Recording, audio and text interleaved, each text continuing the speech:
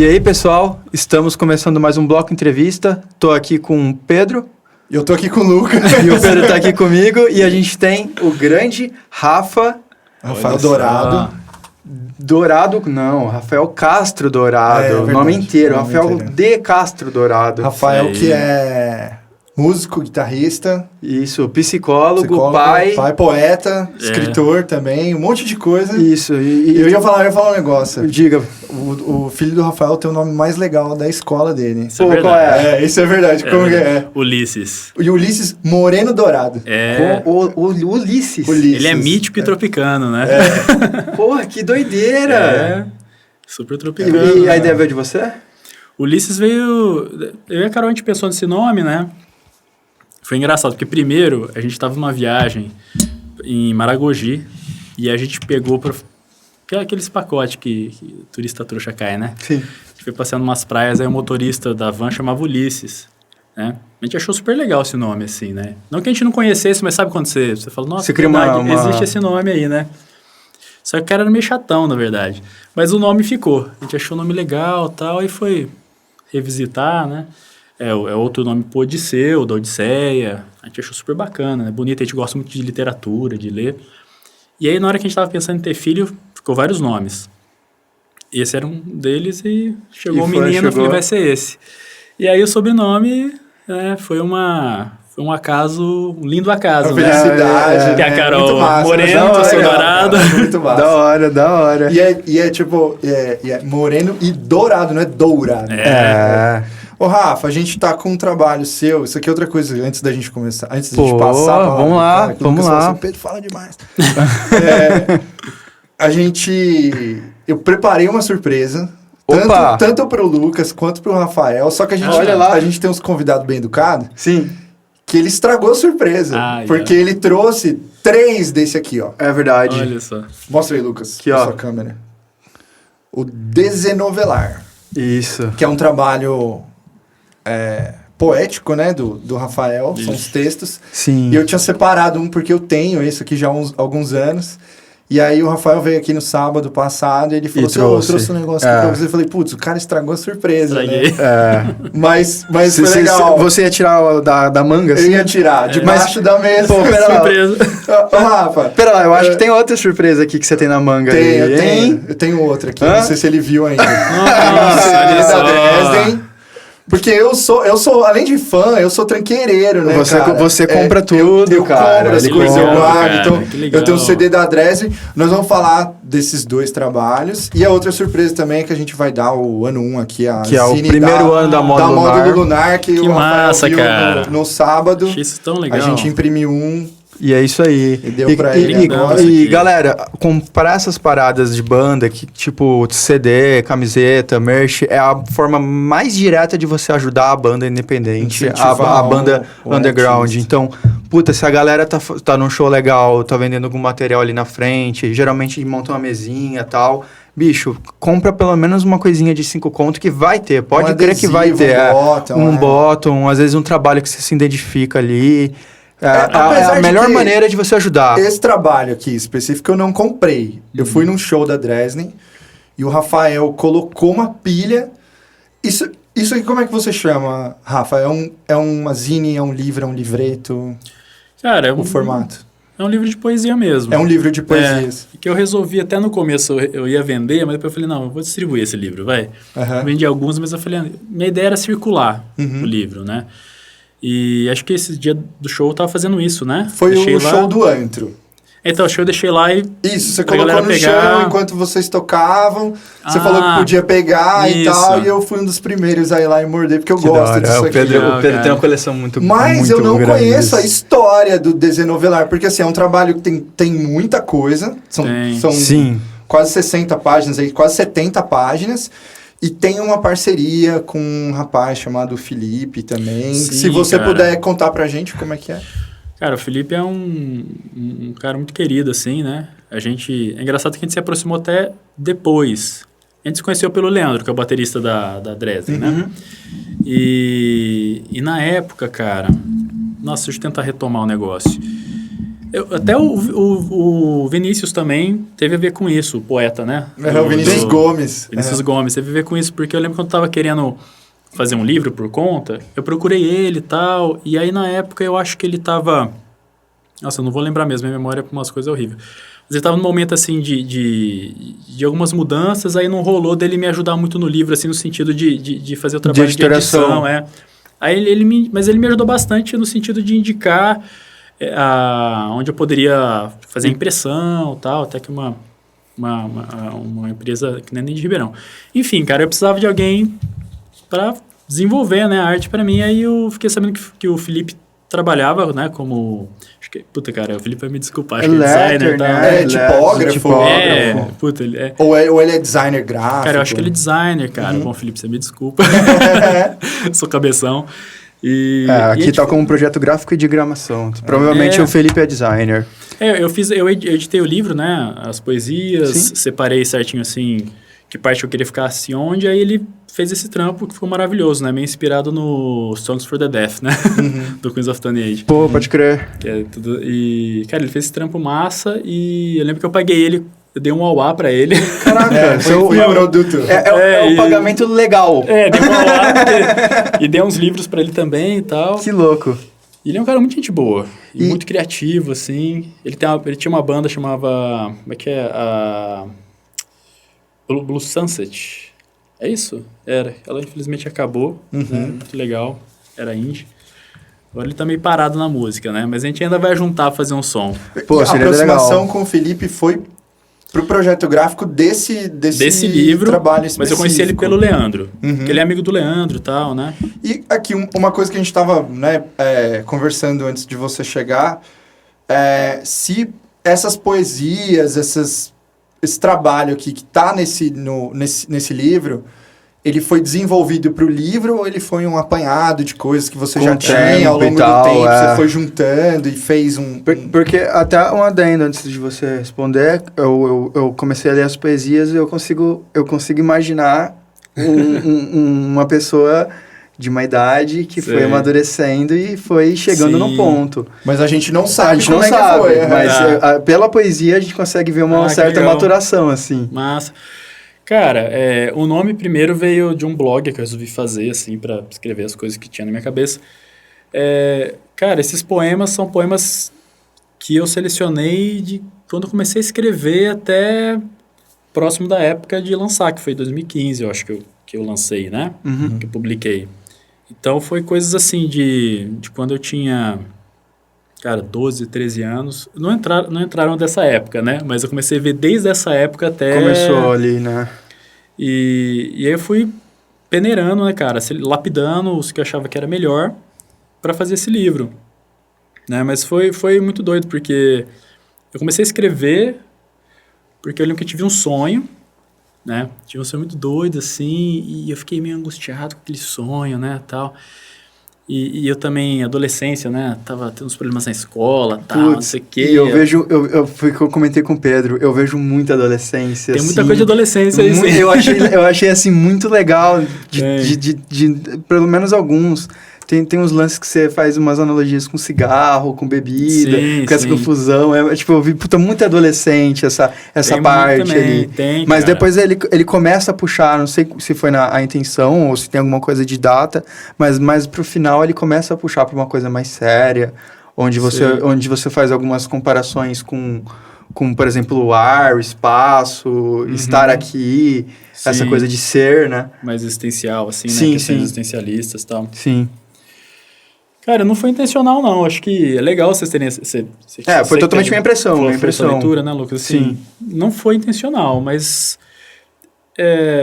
Mas é engraçado porque eu acho que eu não datei, né, os poemas aí. Não. Porque tem uma mania de colocar data em tudo que eu escrevo, né? E aí eu ia deixar as datas, falei, não, deixa sem data e tal.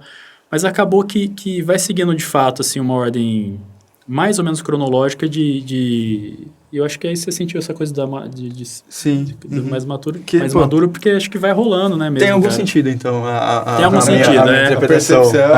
Não é uma linha assim, linear, certa, mas rola isso. Porque, cara, assim, o formato em si, a questão da tipografia, a parte gráfica, visual, assim, mais o jeito que tá diagramado, tudo, assim. É um trabalho muito maduro, assim, sabe? Sim, só de estar aqui na nossa mão. Porque, assim, uma coisa também, outra, a gente pega, né, a gente fica impressionado. O meu tá guardado em casa.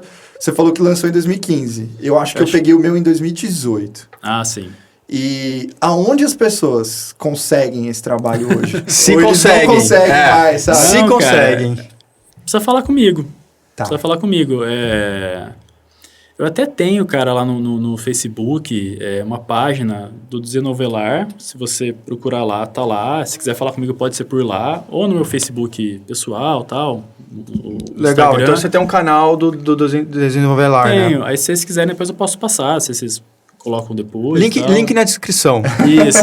Que agora eu não vou lembrar. É a primeira vez que a gente fala link na descrição.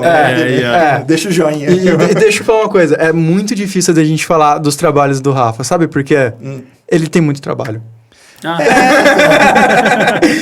Se a gente pegar, vamos voltar aqui, rebobinar um pouco. O Rafa toca guitarra numa banda. Sim, né? Isso.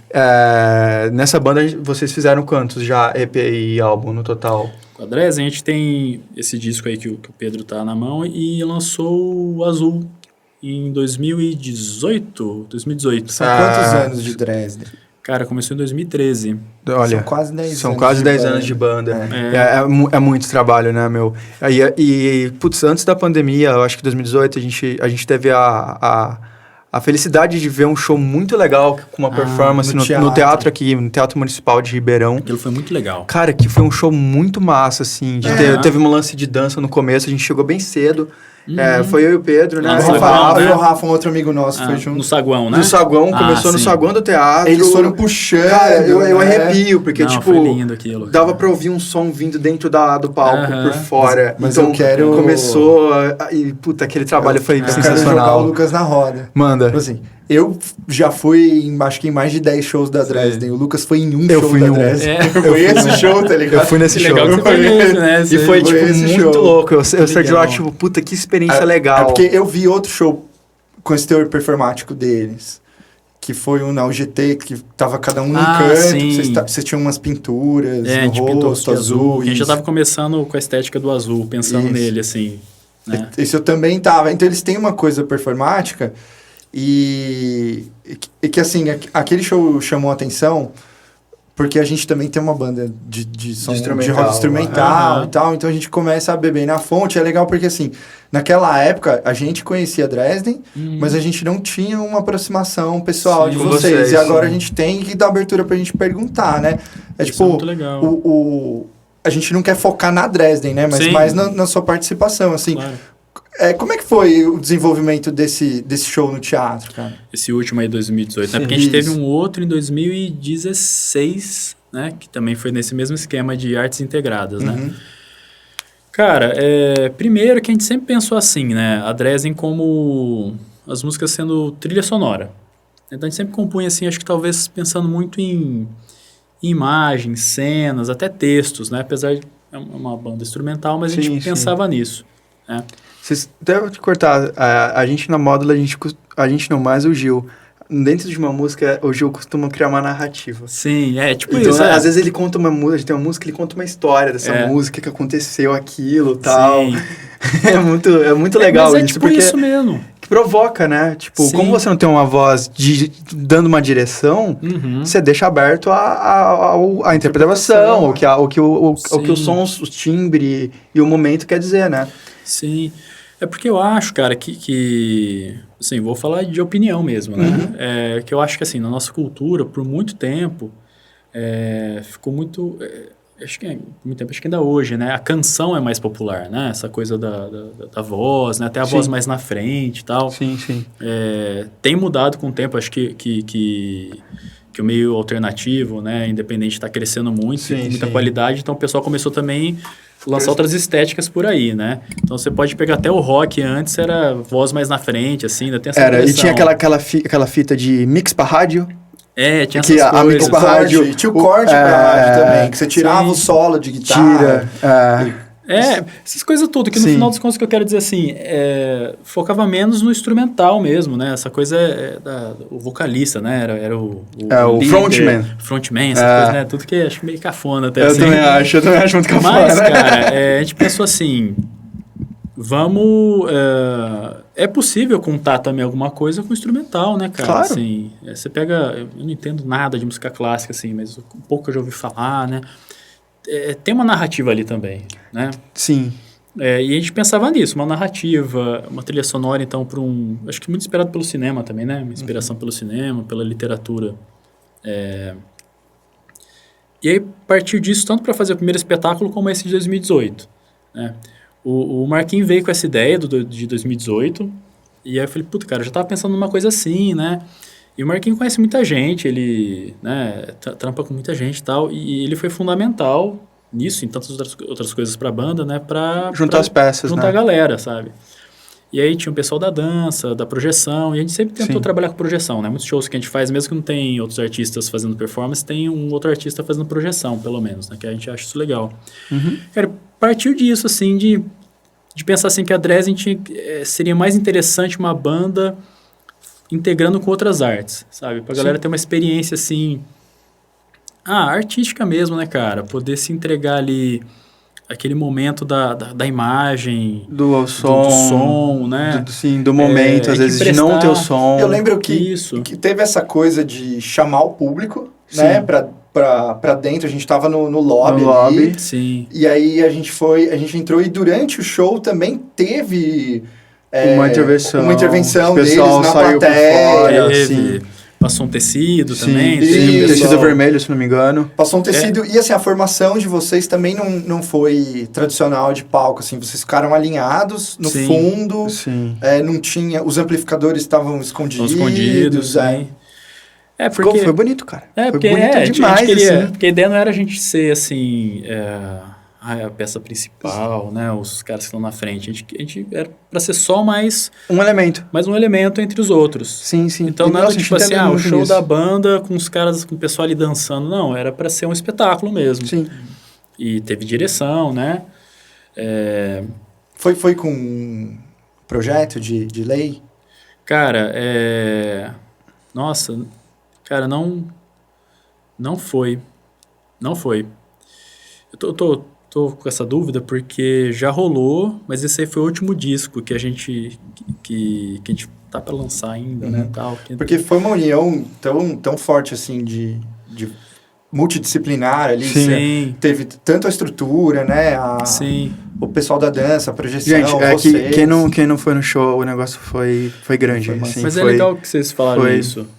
Foi massa, né, cara? Foi massa, cara. Foi massa. Legal. Mas é legal vocês falarem isso, porque não teve nenhum projeto, cara, então, assim... Vocês se uniram mesmo. Se uniram mesmo, assim, de isso que é muito corpo e alma, né? Porque é muito legal escutar vocês falando isso, que curtiram o show e tal, porque quando você vê o negócio pronto, você não tem ideia do trampo que dá o negócio. Né? Claro que vocês estão no meio, né? Vocês sabem como é um trampo isso aí.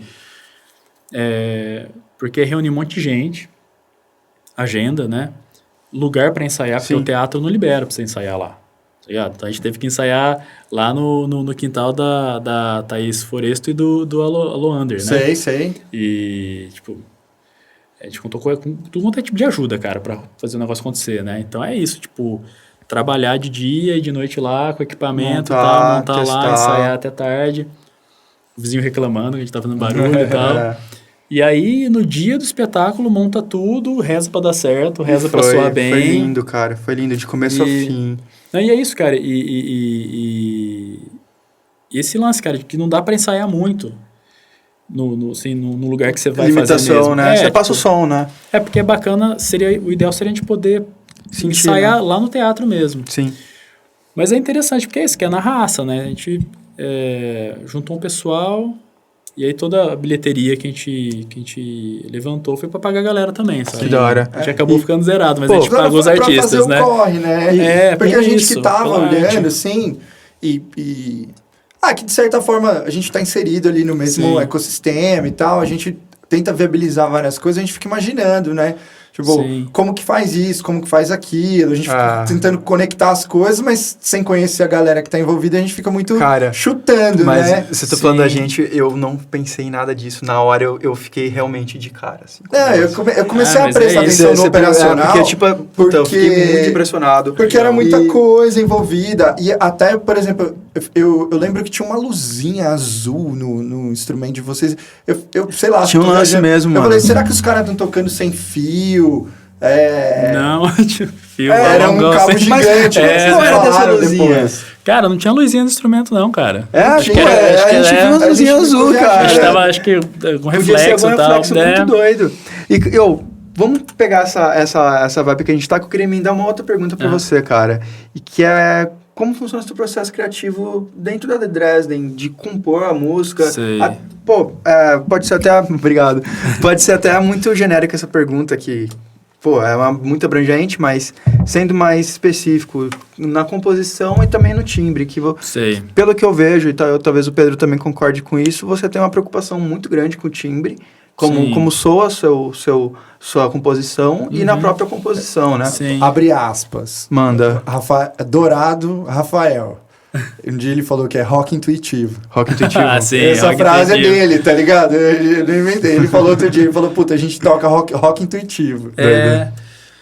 Cara, teve vários momentos da Dresden, que acho que uma coisa que é legal de falar, e que eu gosto muito disso na Dresden, é que dependendo de quem tá na banda, muda muita coisa. Já tiveram outras formações, então? Na verdade foi com outro baixista, né? Mas assim, a gente começou em 2013, né? A gente era de outra banda, que era Dom Amaro. Como chama? Dom Amaro, não sei se vocês já ouviram falar. Não, essa não. Que bom. Não, é meu passado Los Hermanos, tá? Los Hermanos é legal. Los Hermanos é legal. É muito legal. Isso, hein? É porque tá na moda não curtir Los Hermanos. Não, é legal. Não, mas assim... chuta a Legião Urbana. Não chuta Los Hermanos. Polêmica. É legal, também é legal. Cara, mas que, assim... Não, foi bacana, cara. Aprendi muito com essa outra banda. Aprendi muito, assim, né? A curtir efeitos de guitarra e tal. Mas, enfim, o que interessa, né? Eu não tava curtindo mais o som da banda, era indie, né, tal. Eu falei, não, eu quero fazer outro tipo de coisa. Em 2013 isso tava muito forte indie em Ribeirão. Muito, mas... Eu tocava também indie. Acho que todo mundo, né, cara, assim. Acho que todo mundo mesmo. E até hoje eu acho legal, sabe? Até hoje eu curto. Sim, sim. Mas eu tinha umas ideias que não casavam muito, assim, com a banda e tal. E aí eu fiquei pensando, cara, não precisa nem de letra, na real. E tinha coisa assim, que eu tinha já esboçado a ideia com 17 anos, assim, 16 anos tal. Por exemplo, Retrós, que é uma das músicas, o riff, assim, umas partes eu compus quando eu tinha uns 16. E nunca... A terceira faixa. E nunca rolou de tocar na banda, né? Que tinha antes. Em 2013 a gente começou tal. E aí, cara, era eu, o Leandro e o Tadeu só, não tinha nem baixo. E aí eu já tinha umas ideias que eu fui levando pra banda. Mas assim, não era coisa totalmente pronta, né? Prontas, coisas prontas. Eu fui levando, a gente foi fazendo junto e tal. Aí o Rodrigo, né, um amigo meu que hoje tá na Irlanda. O Rodrigo. Ele tocava na Dom Amaro, né? Ele entrou na banda e também já mudou, né? Uma das coisas que mudou é que ele queria organizar o tempo, né? Tal. O baixista acho que tem essas coisas, né? Queria organizar, tal, assim, pelo menos o Rodrigo era assim, o Marquinhos também é assim, que é organizar as coisas, né? Então, inicialmente, cara, tinha muita ideia que era minha, assim, e que aí depois eu levava, o Tadeu teve algumas ideias também, e a gente ia lapidando junto, montando partes juntos, assim, mas não tinha nada de sentar assim pra ficar esmiuçando, a gente ia tocando, tal, soou bem, beleza. E acertava e juntava, né? Cara, teve coisa que foi acertar na gravação até, assim, que a gente foi, nossa, isso aqui não tá legal, né? Porque 10 anos de banda, mano, você deve ter criado, todo mundo ali, criado muitas ideias, e muitas ideias que... Se for pegar, abrir lá a terceira gaveta do arquivo Dresden, deve ter um monte de coisa, assim, que ali não usou, mas depois usou ali. Pelo menos a gente na Módulo, a gente às vezes resgata coisas, assim, Ressuscita um rio. Sim. Um lance que nem até a nova música é um lance teu, que você trouxe, de uma parada de, assim, muito tempo, né? Na época do seu TCC, não foi? Então, tipo, ressuscita umas paradas de composição de muito tempo. E transforma, né? O instrumental permite. Mas isso me deixa meio de cara, porque como eu sou baterista, eu não tenho esse lance de compor o riff, né, da bateria. Por mais que a gente riff, levada é a mesma parada, é muito na hora. Então, depende do trabalho da galera das cordas, né, geralmente. Sim. Então, é difícil uma música sair pela bateria, né? Mas rola. Cara, mas é bem difícil, né? Geralmente. Você, por exemplo, na Dresden, tem músicas que saíram da bateria? Teve, por exemplo, uma que a gente não lançou, não sei quando a gente vai conseguir gravar, mas a gente toca nos shows, né? Que é a Não Dormir é um Sonho a Mais. Doido. Mas na verdade nem foi batera, foi uma programação, né? O Leandro soltou, que foi o momento que a gente estava começando, ele estava começando a usar programação, batida eletrônica, essas coisas. E eu tinha um riff lá, comecei a tocar em cima. E juntou? Foi indo. Mas assim, no começo, como eu falei assim, eu levava umas ideias porque eu quis fundar a banda no começo, né? Mas depois, cara, o próprio Rodrigo que saiu depois, levou ideia, o Tadeu, o Leandro levou ideia de guitarra. Agosto, por exemplo, que é a última faixa do nosso EP Azul, o arpejo da guitarra foi o Leandro que compôs. Depois ele passou pro Tadeu e tal, né? E hoje, cara, é tudo muito conjunto hoje. Bem mais... a gente chega no ensaio, começa a fazer jam, assim, tocar, né, improvisar e vai rolando. Né? Então, hoje, raramente a gente já chega com algum riff pronto, assim, ou com uma ideia muito pronta. Com o decorrer do tempo, a gente começou a ensaiar menos, por várias questões, né, da vida e tal. Mas a gente chegava assim e não tinha algo muito pronto. A gente ia tocando na hora, aí ia lapidando. Né? Mas rolava, né, de repente ter um riff meio que pronto ali, sem encaixa, né, às vezes rola de encaixar. Mas no comecinho tinha mais esse lance de levar a coisa já mais quase pronta, corpo, assim, né? O esqueleto já meio montado e depois a gente encarnava o negócio. Agora já é tudo junto. Sim. Esses dias que a gente estava ensaiando também aqui, né? A gente já tinha esboçado um pouco essa ideia num outro ensaio, que também foi assim, o Tadeu começou a fazer do nada lá uma sequência de acordes, a Leandro acompanhou, aí eu fiz um solo e tal. Mas nesse último ensaio aqui, a gente meio que tava compondo na hora, sabe? Muita coisa ali. Tinha um mini esqueleto ali, mas muita coisa a gente foi fazendo na hora. E depois de um tempo de banda, com a gente pelo menos rolou isso. A gente tem muita afinidade, cara, impressionante. E você descobre que você não tem isso com qualquer pessoa. Então, assim, acho que parcerias na vida de maneira geral, né, cara? Quando rola, a gente tem que abraçar. Tem que aproveitar, porque... Você pode ter um cara que é puta do músico... Só que não combina, tá a sinergia. E além disso, rola um lance de concentração, disciplina ali, que você entende o que tá fazendo. Que, por exemplo, eu conheço bandas que os caras moram cada um numa cidade, sabe? E eles compõem via Dropbox, tipo, uma gringa, Loma Pietra, por exemplo, uma banda bem grande, eles fazem esse esquema. Eles compõem via Dropbox, eles encontram pra fazer show. Saca? Legal. Sim. Cara, acho que tem muitas maneiras de você compor, de fazer música, sabe? Eu acho que tem que ser legal, tem que ser divertido, você tem que curtir, né? Eu acho que a gente tem que ser genuíno, cara. Negócio, a parada é essa, tipo... Se tu tá fazendo lance, assim, e tá sendo forçado, tá ligado? Só pra fazer, tá ligado? Eu acho que ali você já perde um pouco do que pode ser. E eu acho que tem na composição. Com certeza, cara. E acho que tem um negócio também assim, pelo menos pra mim, né? Se você ficar preocupado demais na hora que você tá fazendo a música, em querer ser muito de um estilo, ou soar muito de um jeito...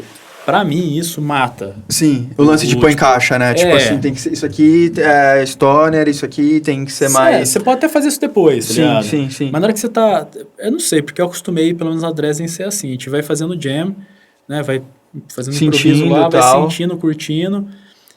Mesmo quando eu levava já uma ideia mais meio pronta, mesmo quando era uma ideia minha, né? Eu nunca falei assim, vai soar desse jeito. Eu falava, não, eu sempre curti... apreciar o que as pessoas iam trazer. Assim, falei, qual vai ser a contribuição das pessoas? Porque a música é nossa, né, cara? Sim. Mas a ideia pode ser de um ou de outro, inicial. Eu vejo um lance no som de vocês, que vocês têm elementos que puxam muito para a cultura brasileira.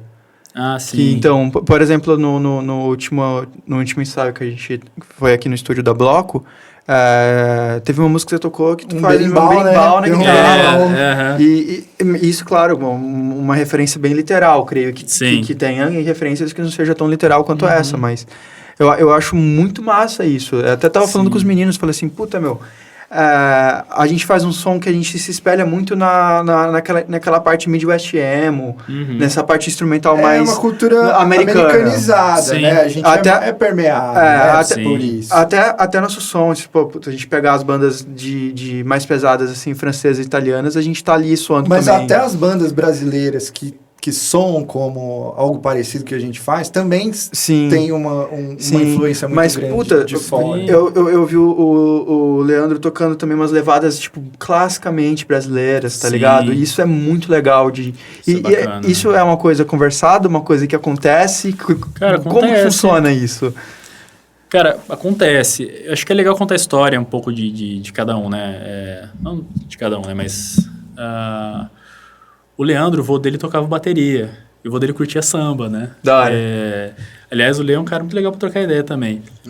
Né? Tem uma vida muito interessante. E aí, Leandro, você acabou de ser convidado aqui. Sou suspeito, mas acho que todos, né?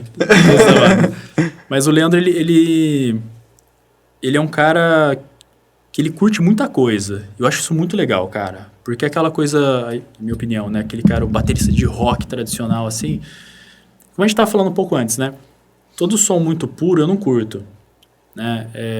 E eu acho isso legal. E o Leandro ajuda muito nisso porque ele tem várias influências, né? Então ele curte... Uma das bandas que ele mais curte é o Red Hot Chili Peppers, né? Mas ele tem essa influência do avô dele, do samba. E ele tem várias outras influências. Ele curte muita música brasileira também, de maneira geral. O Tadeu, por exemplo, é um cara... que, ele curte muita coisa, é um cara mó cabeção, assim, no sentido de referência, sabe? É um cara inteligente, curte muita coisa. Cheio do repertório. Cheio do repertório, cara. Eu falo que ele é elegante, assim, essa noção dele. Porque ele que me apresentou muita coisa, e o Tadeu, ele curte também umas coisas, bossa nova... alguns sambas e outras coisas que eu nem sei dizer, né? Que eu sei umas que a paradas música brasileira... mais nordestinas, mais lá pra cima, né? E a música brasileira é muito rica, né? Às vezes a gente fica muito preso em samba, bossa nova, mas tem muita coisa. Né? E o Tadeu conhece muita coisa. O Marquinhos também, né? E então é uma coisa que meio que acontece, cara. Que a gente vai tocar e sem combinar, sabe? Entra o negócio lá e vai, tipo assim... Essa música que vocês escutaram, a gente já tentou fazer ela com maracatu. E talvez em algum momento a gente quer fazer com maracatu, né? Do pessoal aqui de Ribeirão, o Chapéu do Sol? É o Chapéu do Sol que a gente tentou fazer, assim. A gente chegou a tocar já com eles essa música ao vivo. Que louco. Foi muito animal, cara. Que louco, legal, mano. Porque é muito peso. Né?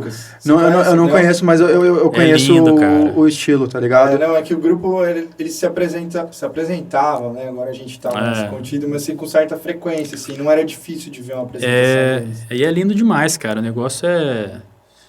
né, cara?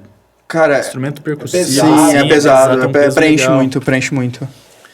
E sem contar que a gente escuta muita coisa. Eu escuto muita coisa, assim, dessa música brasileira já mais mistureba de coisa contemporânea e coisa também de outros países, né? Então, eu curto muito Lenine, cara. Puta, muito bom. Lenine é um cara foda. O Tolstói, o guitarrista dele. Eu sigo o Tolstói. Ele é o produtor fudido também. Ele é muito cara. Bom, cara. E ele toca, por exemplo, guitarra com seus berimbau também, né? Ele tem esse lance. Ele de violino, se não me engano, Também, uma vareta também de berimbau mesmo. O próprio Sepultura também, né? Sim. Nação Zumbi. Você foi no show do Sepultura aqui em Ribeirão? Aqui não fui, cara. Foi da hora, foi legal. Foi ensurdecedor. Eu não sei porque eu não fui, mas olha, infelizmente muito não alto, fui. Cara. Muito alto. Muito alto. O Eloy... Destrói, aquele né? rapaz soltou a bateria do chão. Tirou. Até o como chama o vocalista? O Greg? Derek. Ele fez uma brincadeira. Eloy, animal. Mas eles têm também esse lance. Mas você tava falando, Tolstói, cara. O Tolstói, pra mim, também é uma referência, assim, tipo... foda. Muito grande. Ele... Se eu não me engano, agora ele tá fora do país. Ele tá fazendo um projeto, não sei também, muito bem. Eu não sei. Mas o cara é mano, é um poço de influência. Você segue no Instagram ele... ele é um cara bem ativo, assim, nas mídias, então ele mostra muita coisa, fala de timbre, fala de guitarra e tal. Ele mostra muito pedal nacional, cara. Sim, que tem muita coisa boa no Brasil hoje. Eu já vi fabricantes repostando. Isso que eu ia falar, o Rafael tem um setup de pedais, assim, invejável. E BR, tem muita coisa BR. Tem muita coisa BR. Brasileira. Gostaria que fosse 100%, mas algumas coisas não tem ainda no Brasil, assim. Cara, que porque são assim, feitas muito doido. O Lucas pincelou, falou assim, pô, essa coisa da gente... chegar num timbre, assim, uma textura interessante, vai muito tanto o projeto que você faz parte, quanto da fase que esse projeto está fazendo parte, né? Sim. Então, assim, eu também como guitarrista, assim, todo ano eu dou uma mexida nos pedais, ou na sequência, ou tira um... Ele disse todo ano. Todo mês. Com quem você tá fugindo? Pra quem você tá fugindo tá aqui? mentindo pra quem, né? Tá pra fugindo. quem que eu tô mentindo? Pra quê, né? E aí, tipo assim, eu fico vendo coisa e cada vez eu quero mais, mas eu não tenho espaço. E aí eu vejo um negócio que você trouxe aqui, eu falo, putz... Isso é legal. Isso é legal, É sabe? obsessão, né, cara? É uma obsessão, mas assim, porque começou com aquela coisa, o papo de guitarrista de quarto, né? Sim. Porque o som termina ali no quarto. Quando você tem uma banda, você começa a gravar, você começa a ver que o microfone que você coloca ali faz diferença, o amplificador faz diferença. Total diferença. Quer dizer, eu tenho alguns amplificadores, o Rafael também tem, ele já falou pra gente que assim, pô, dependendo do amp, o pedal muda, né? A textura e tal. E tipo, às vezes a pessoa que não entende vê aquele tanto de coisa parada no chão e fala, pô, isso é um exagero. E não é, né, cara? Não é. Pode ser. Mas não necessariamente, né? A mão, depende. Né? Não, tô brincando assim, mas eu realmente também não acho que é necessariamente um exagero.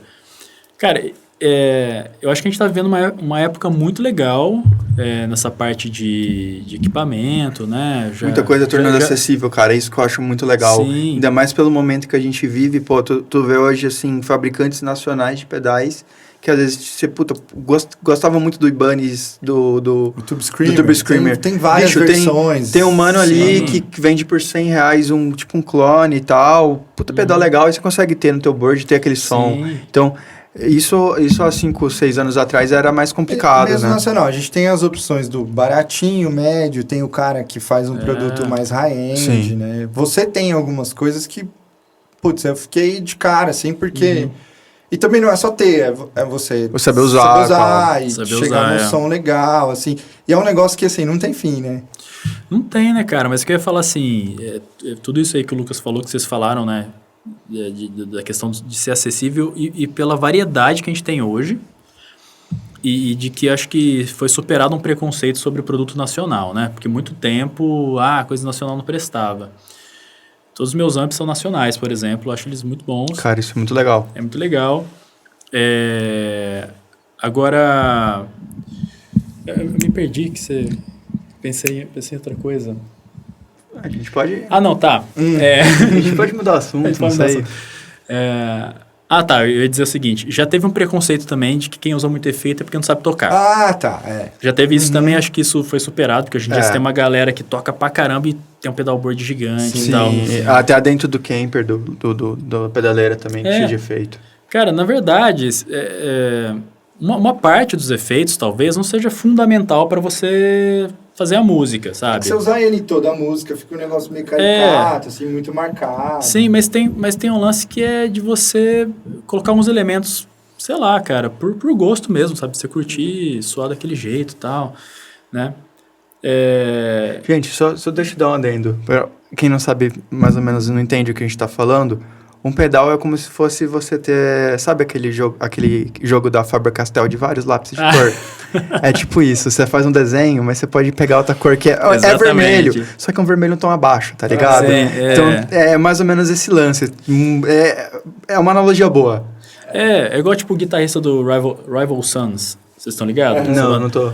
Então, o cara, falam que ele é o Fuzz Lord, uma coisa assim, né? Foda. Tem até o cara lá da Deep Trip, né? Uma marca de fuzz nacional muito foda.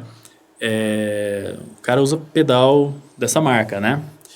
E ele deu uma entrevista falando assim, precisa disso tudo? Não precisa, né? Mas eu posso usar isso tudo, né? Sim. Porque é uma banda já maior e tal, né? Tem quem carrega essas coisas pra ele, tem equipe que montar pra eles negócios, né? Não é a gente que carrega as coisas, né? Enrola cabo, tudo. Mas enfim, cara, esse negócio do pedal, acho que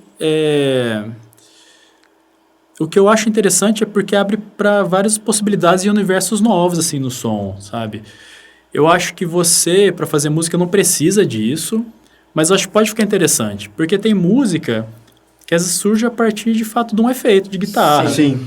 Né? E tem músicas que ficaram conhecidas por conta dos efeitos, assim, por exemplo... A gente pode falar Metallica, por exemplo, que é conhecida pelo M. Então... o Rage Against, né? Tem assim. Sei lá, o U2, né? A banda super pop. Os Delay. Aquele lá, It Might Get Louder, aquele documentário, ele mostra, assim, né? Ele fazendo um riff, ele fala, é sem graça, né? Agora você coloca o efeito... Então, eu acho que é isso que abre para várias possibilidades. E acho que hoje em dia também, cara, tem surgido um novo estilo de pop, para falar de maneira bem simples. Dream Pop, sei lá, né? Pra falar de maneira bem simplória, um Dream Pop, outros estilos de pop. De quarto também. Shoegaze, né? Essas coisas que dependem do efeito, né? Eu quero dizer assim, que a galera começou, a guitarra e os efeitos saíram do rock também só. Né? Não que fosse só do rock, mas tá muito presente nessa galera que faz Dream Pop e outras coisas. Eu acho isso muito legal. A música nova da Anitta, por exemplo, que eu acho muito sensacional isso, porque, eu vou ser polêmico. E eu acho que a projeção que a Anitta tá fazendo em trazer esses elementos na música dela é uma coisa muito forte pro rock. Você saca? Também, fortalece o rock. Eu também acho. Porque pega a pessoa que às vezes não ouve o rock, que não ouve esse gênero, que não ouve esses elementos, mas tá ali na música dela, tá ligado? Sabe o que cara? Esse negócio de rock puro, assim, é coisa de tiozão pouca transa, né, não cara? Porque, porra, eu acho, cara. Depois de uma certa... rockista, né, que a gente fala pejorativamente rock... Porque, assim, o rock, ele é um universo, assim, né? Tem muita coisa dentro do rock, né, cara? Mas você tem várias esferas aí dentro que são subgêneros de subgêneros, você começa a ramificar e tal. E tem hora que encontra outros estilos, né, cara, no caminho, flerta com outros estilos. Eu acho que esse negócio de purismo, assim, é coisa meio de adolescente, sabe? Cara, meio doido isso, né? Talvez é injusto falar de adolescente, mas o que eu penso, assim, talvez naquela galerinha que tá... É que eu já fui assim na minha adolescência, acho que eu tô falando de mim, no fim das contas. Você, tipo, bate naquela tecla sempre, a minha camiseta, minha banda. Eu já fui desse jeito, nos meus 15 anos, assim, poser e tal. Muito seguro, né? Do que tava fazendo. Mas depois você fala, cara... Música boa é música boa de tudo quanto é jeito. E música boa, eu acho que é muito simples definir. Você curtiu, tá ligado, cara? Eu aproximo muito música à comida, sabe? O universo da gastronomia, assim. Cara, pode ser mal sofisticado o negócio, mas se você não curtiu, não curtiu. Não vale, não. O negócio pode ser um lanche podrão, mas você curtiu, tá, cara. Tem um lado da arte que eu acho que é isso, assim. Que é um efeito, tá ligado? Não é um conceito, é um efeito. Causou um efeito em você, não importa se é a Anitta, o que é. Sim. E eu concordo, cara. Eu acho que a galera aí do pop, desse Dream Pop, ou a Anitta também... que entra no pop, né? E eu tô sentindo que o rock tá começando a voltar como estética de novo, me parece. Sim, se tu pegar também a galera... Não é propriamente o rock, mas é uma estética. Eu acho que isso é muito bom, sim, porque eu concordo com o que você falou. Às vezes a molecada... né, vai... Compra umas dores, né, que nem existe, né? Mas o que eu ia dizer era até outra coisa. Tem isso, mas eu ia falar assim, às vezes o pessoal vai lá e escuta a Anitta... Sabe, que de novo eu penso muito como foi minha trajetória. Você vai lá e escuta uma Anitta, escuta alguma coisa, depois você vai querer caçar de onde que veio aquela influência, você pode descobrir um campo muito legal e começar a escutar bandas que de repente você não escutaria porque não estão no mainstream mais. Exato.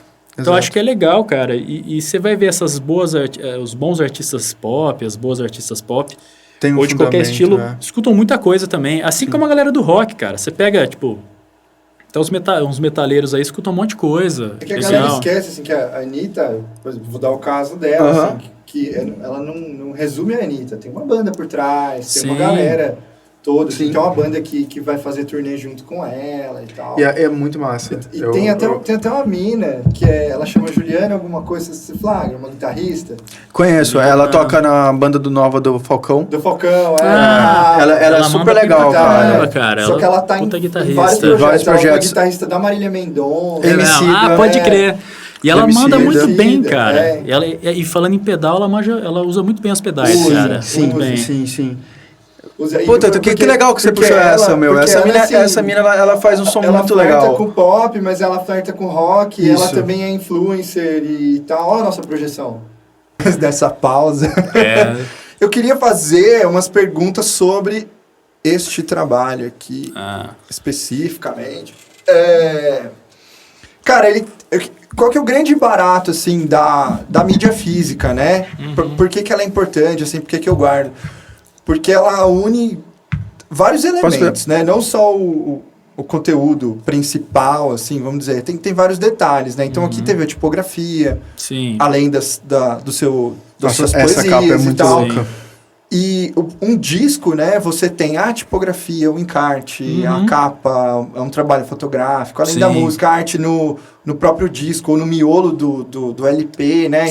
Então, assim, esse trabalho já chama atenção, assim, pela capa, assim. Eu sei que tá acreditado, mas conta a história dessa fotografia. Cara, é de um artista chamado Rafael Frota. Ele é do Rio de Janeiro. Eu nunca conheci ele pessoalmente, né? Ele era amigo de uma ex-namorada minha e ela que fez a ponte entre a gente. Porque a gente foi compondo, né, as músicas e tal, e aí tem essa coisa que a gente tinha falado, né, lá no começo, sobre a trilha sonora, sobre a narrativa. Então, a gente começou a colocar alguns títulos para provocar um pouco assim, convidar... História, né? A convidar as pessoas a contribuir, vamos dizer assim. Provocar um pouco a imaginação das pessoas, sem explicar muito. Perfeito. Enfim, a gente começou a perceber que tinha uma questão que falava do sexo, de uma questão meio... Ou melhor, né, erótica, melhor dizendo, que acho que pega mais coisa, né? Não o sexo só em si, mas a questão erótica com um pouco de algo do mortífero. Tem umas questões do feminino, né? E aí a gente ficou pensando assim, o que a gente usa de capa e tal, e esse cara, ele tem um trampo muito interessante, assim, que ele fotografa algumas mulheres e tal, e não são fotografias assim, vamos dizer... É crua, né, mano? É crua, tem algo de um flerte de grotesco, não propriamente essa, assim, mas grotesco no bom sentido, assim, sabe? Assim, entendo. Uma coisa assim meio... Sujeirinha. Isso. E aí ele tinha algumas opções de foto, a gente chegou nessa, que a gente achou interessante. Esse trabalho já existia. Já existia. Muito louco. Aí vocês adquiriram a peça e colocaram... Porque eu fiquei imaginando, né? Porque como vocês da banda, assim, como a gente também, todo mundo é multifacetado, às vezes o cara mexe com fotografia também. Se foi alguma coisa que partiu de dentro, eu queria saber quem era esse cara aqui, na foto, de quem são essas pernas, sabe? Não sei. Fica no mistério, que ainda é mais legal que saber quem é, né? Mas esse disco, ele traz muitas dúvidas, assim, pra quem pega, assim, que repara no trabalho, na verdade. Porque aqui, por exemplo, além da Dresden, a tipografia é sensacional. Eu quero a camiseta da Dresden, cara. Demorou, claro. Chugneia. É o texto é o selo do Juninho. É o do Juninho Anelli, que era o estúdio dele. Sim. Né? Esse disco é de que ano? Cara, 2015. 14 para 15 a gente gravou. E a Chugneia Records seria um selo dele, assim, que ele... Cara, na época ele... Se eu não vou falar besteira, né, depois talvez ele pode corrigir, né? Eu acho que ele tava com essa ideia de ser um selo, mas acho que não foi pra frente na época, mas era um estúdio, né? Então acho que ele tava nesse lance de querer fazer um selo. E tal, É um estúdio muito legal. Muito legal depois mesmo. Ele mudou algumas coisas e tal. O Juninho é um cara muito, vamos dizer assim, inquieto, no bom sentido, né? De querer fazer projetos e tal. Então acho que nessa época ele tava querendo fazer um selo, né? Ele trabalhou com outros artistas e tal, e depois eu não ouvi mais falar, assim, mesmo conversando com ele, acho que não rolou outras coisas, mas era a ideia de como se fosse um selo, né, assim. E esse CD aqui, vocês, que esse aqui esse encartezinho é o tal do Digipack, né, que eles chamam. Vocês prensaram, isso aqui foi prensado, vocês fizeram, tipo, várias unidades, Tem um monte até hoje lá em casa. É mesmo? Porque o pessoal não compra, né, cara? Mas foi uma iniciativa da banda de prensar o disco? Foi. Eu fui contra fazer tantos discos, mas foi a iniciativa nossa. Vocês fizeram o quê? 10 mil, 3 mil, 5 mil? Não, puta, cara, eu não vou lembrar agora, mas... Eu falei, gente, não precisa de tanto, vamos fazer assim, né, umas centenas aí e tal. E se vender, a gente faz mais depois. Tanto que sobrou pra caramba. Porque eu também sou um cara doido por CD. Por sentir a parada, né? Pela mídia física, assim. Não, então, quando eu ia nos festivais, eu comprava. Mas, assim, me parece que fora de festival, nesses contextos que tem a galera que curte consumir essa mídia física... É difícil ter o corre, né? E a gente não circulou tanto, assim, por aí pra, né, distribuir, Sold out ali no negócio. Então sobrou um tanto, mas a gente quis prensar, porque a gente... Na época também ainda tava esse lance, não tinha Spotify, essas coisas tudo, né? Então... Era o começo. Era um cartão de apresentação e também, não sei, né, cara? Acho que meio que eu comecei a escutar música em CD, né? Acho que tinha uma certa fantasia em ter o seu CD da sua banda. Né? Totalmente. Isso aí também, né? Que acho que é legal. Tem um certo fetiche, vamos dizer assim, né? E até volto a dizer que eu falei no começo do programa, bicho, se tu tá no show da banda e tem um merch, compre. É mais importante que o ingresso, cara. Você tem a noção disso? Ainda é uma parada que muda realmente o andamento das coisas. Muda bastante. Porque, putz, o Spotify não te paga exatamente nada. Se você depender do Spotify, uma banda hoje, você tem que...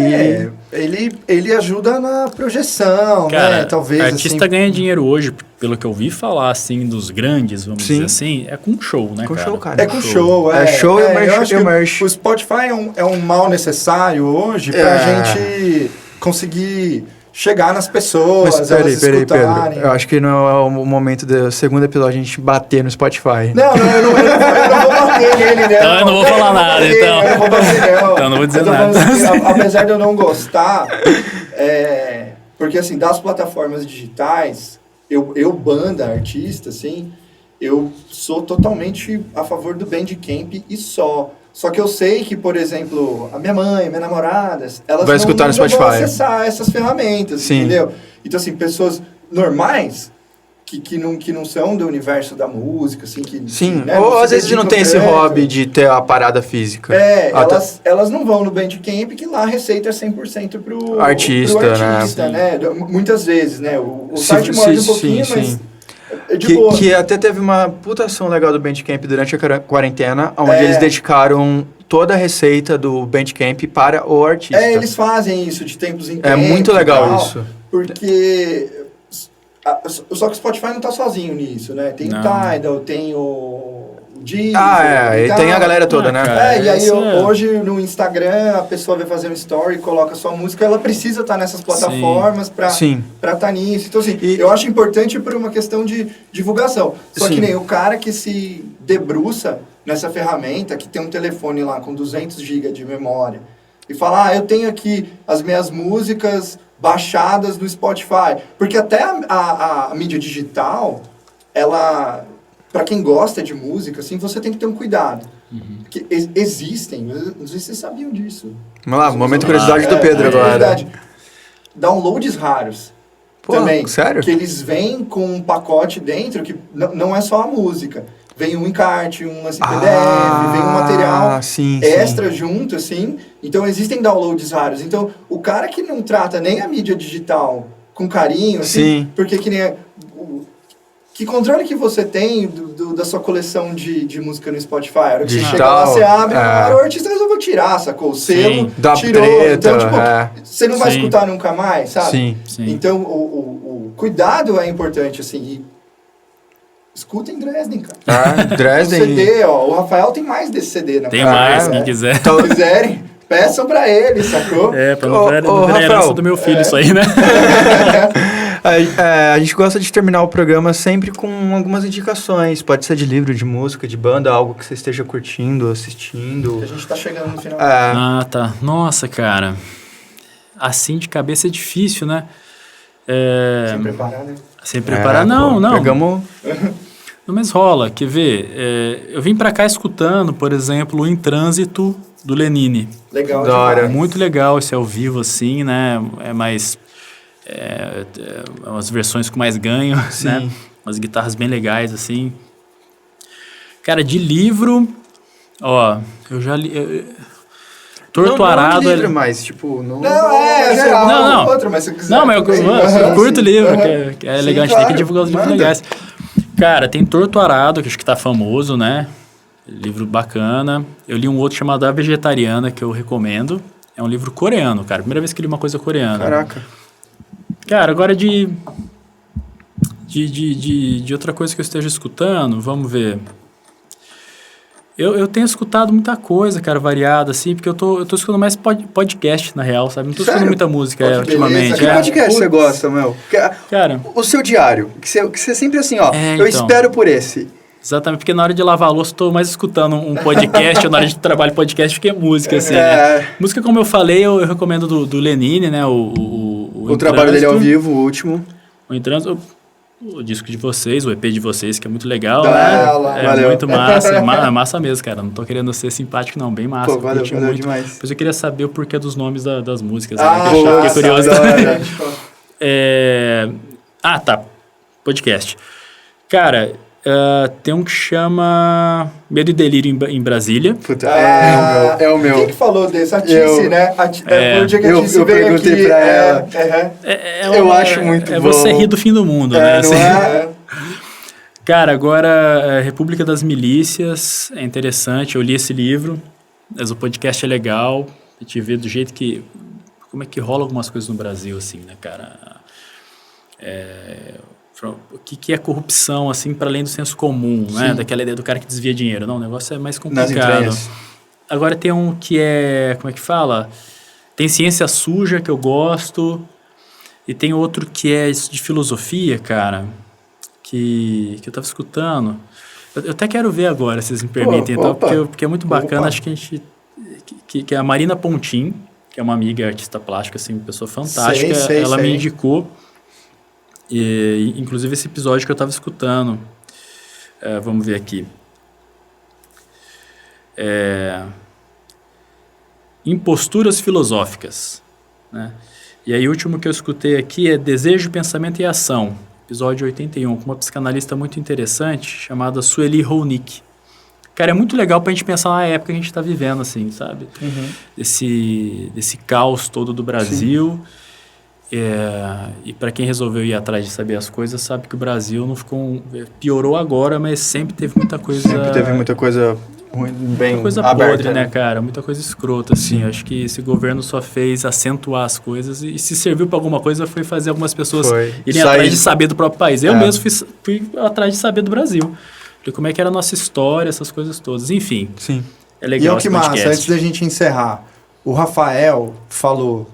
de várias pessoas da cena de Ribeirão Preto. Falou também. de várias. Falou da Marina Pontin, artista plástica. Falou da Thaís Foresto. Isso. Que é atriz e cantora também. Isso. Falou dos meninos da Dresden. Então, assim, já pintou um monte de gente que a gente tem pode muita trocar gente. ideia depois. O Juninho. E são todas pessoas muito interessantes. Tá todo mundo convidado. Chama a Marina, ela é uma pessoa muito legal. Rafael Dourado... Escute Dresden. Mostra pra sua câmera aí também. Aqui que a gente tem um monte. E eu gostaria... de falar, Rafa, por favor, como as pessoas encontram você e como elas encontram o seu trabalho, né? Tá. Cara...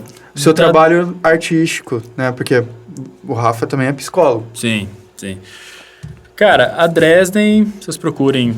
Né, no Instagram, eu acho que lá, depois eu tiro assim... Link na descrição. Banda Underline Dresden. Isso aí. E vai estar na descrição todos os links aí. Depois que eu tive filho, eu fiquei um pouco demente, sabe? Porque você dorme pouco, sua memória fica horrível. Eu acho que acontece mesmo isso, né?